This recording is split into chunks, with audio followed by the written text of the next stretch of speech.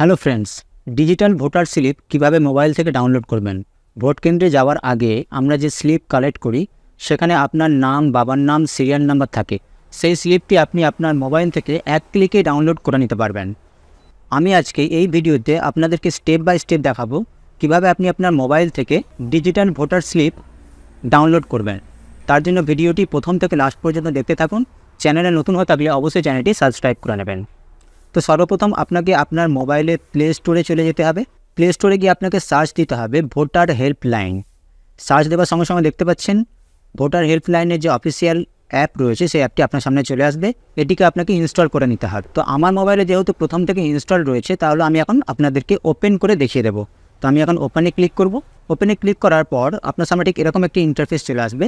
যদি আপনাকে log in করতে বলা হয় তাহলে আপনি যদি স্কিপ করেন তাহলেও হয়ে যাবে। তো আপনার সামনে ঠিক এরকম একটি ইন্টারফেস আসবে। তো আপনাকে সর্বপ্রথম এখানে দেখতে পাচ্ছেন search your name in electoral role, এখানে আপনাকে ক্লিক করতে হবে। এখানে ক্লিক করার পর আপনি সোজা চলে যাবেন সার্চ বাই এপিক নাম্বার, এখানে আপনি ক্লিক করবেন।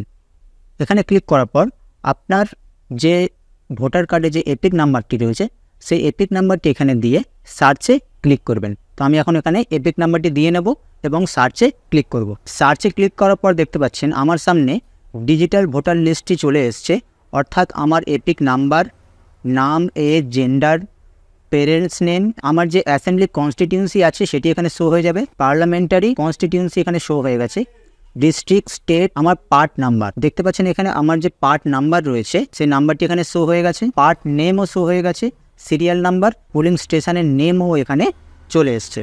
তো আপনি যদি চান এটিকে আপনি ডাউনলোড করে প্রিন্ট আউট করে ভোট কেন্দ্রে নিয়ে গিয়ে ভোট দিতে পারবেন। ভিডিওটি যদি আপনাদের কাছে ইনফরমেটিভ লেগে থাকে তাহলে অবশ্যই ভিডিওটিতে একটি লাইক দেবেন এবং চ্যানেলে নতুন হয়ে থাকলে চ্যানেলটি সাবস্ক্রাইব করে নেবেন। দেখা হবে আর একটি নতুন ইন্টারেস্টিং ভিডিও নিয়ে। ততক্ষণের জন্য ভালো থাকবেন, সুস্থ থাকবেন।